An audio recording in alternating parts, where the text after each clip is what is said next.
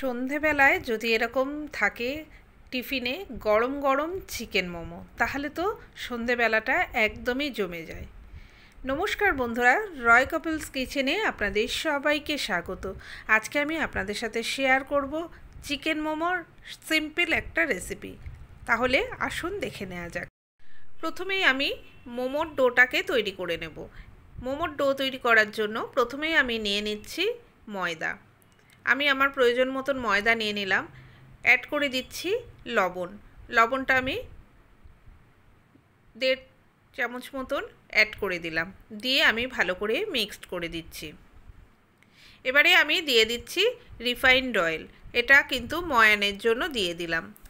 যেরকম সিম্পল আমরা ময়দা মেখে নিই, মোমোর ডো কিন্তু সেরকমভাবেই মেখে নিতে হবে। খুব একটা কিন্তু নরম করা যাবে না, আবার খুব শক্ত হলেও হবে না। তো মিডিয়াম মতন মোমোর ডোটাকে তৈরি করে নিতে হবে। দেখুন আমি খুব সুন্দরভাবে মোমোর ডোটাকে তৈরি করে নিয়েছি। খুব নরমও হয়নি, আবার খুব শক্তও হয়নি।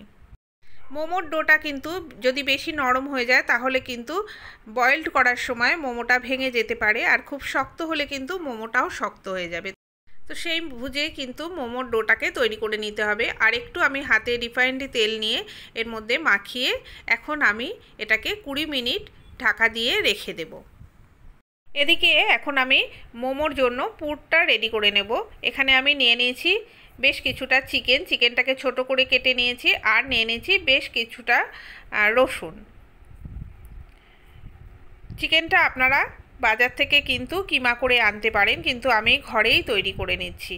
দিয়ে দিচ্ছি কিছুটা স্লাইস করে রাখা আদা, দিচ্ছি একটা গোটা পেঁয়াজের হাফ, আর দিচ্ছি একটা কাঁচা লঙ্কা।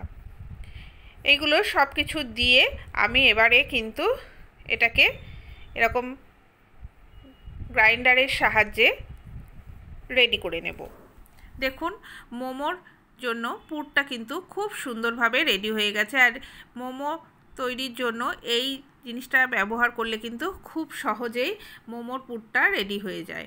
এবারে আমি যেই মোমোর ডোটা তৈরি করে রেখেছিলাম তার থেকে আমি ছোট ছোট করে লেচি বানিয়ে নেব। যতগুলো মোমো তৈরি হবে সেই মতো কিন্তু লেচি বানিয়ে নিতে হবে। আমি আমার প্রয়োজন মতন লেচি কিন্তু বানিয়ে নিচ্ছি। এইভাবে কিন্তু পুরো ময়দাটা থেকে আগে আমি লেচিগুলোকে রেডি করে নেব। মোমোর যে পুরটা আমি বানিয়েছি তার মধ্যে কিন্তু আমি দিয়ে দিলাম মাখন। আমি এখানে 2 চামচ মতন দিয়ে দিলাম। দিয়ে দিচ্ছি একটুখানি ভিনিগার এখানে আমি 1 চামচ মতন পরিমাণ দিলাম। দিয়ে দিচ্ছি গোলমরিচ গুঁড়োটা আমি বেশি পরিমাণে একটু দিলাম। আর দিচ্ছি সয়া সসটা কিন্তু এই মোমোর পুরের মধ্যে দিলে মোমোটা খেতে কিন্তু বেশি ভালো লাগে। দিয়ে দিলাম স্বাদ মতন লবণ।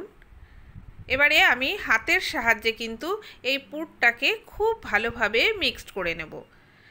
আপনারা স্পুনের সাহায্যেও করতে পারেন, তবে আমি হাতের সাহায্যে খুব ভালোভাবে কিন্তু দেখুন পুরটাকে রেডি করে নিয়েছি। লেচিগুলো দিয়ে ছোট ছোট আকারে এরকম লুচির মতন আমি কিন্তু বেলে নিয়েছি। দেখুন খুব একটা মোটাও করিনি, খুব একটা পাতলাও করিনি। এবারে সব শিটগুলোকে আমি নিয়ে এবারে এর মধ্যে আমি একে একে পুরগুলোকে ভরে নেব। তো মোমোর পুরগুলোকে এইভাবে দিয়ে আমি এবার কিন্তু মোমোগুলোকে রেডি করে নেব। এবারে একটা আমি এরকম ঝাঁঝরি থালা নিয়েছি, তার মধ্যে আমি কিন্তু রিফাইন্ড অয়েল ব্রাশ করে নিচ্ছি। আপনারা চাইলে মোমো মেকারও ইউজ করতে পারেন।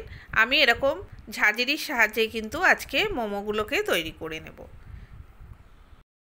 মোমোগুলোকে বয়েলড করার জন্য আমি কিন্তু প্রথমেই এখানে জলটা গরম বসিয়ে দিচ্ছি একটা গামলার মধ্যে করে। আর এখানে দেখুন আমি সমস্ত মোমো রেডি করে নিয়েছি। এটা আমি ডাম্পলিং আকারে করেছি, আর বাকি সব এগুলো মোমোর আকারে আমি তৈরি করে নিয়েছি।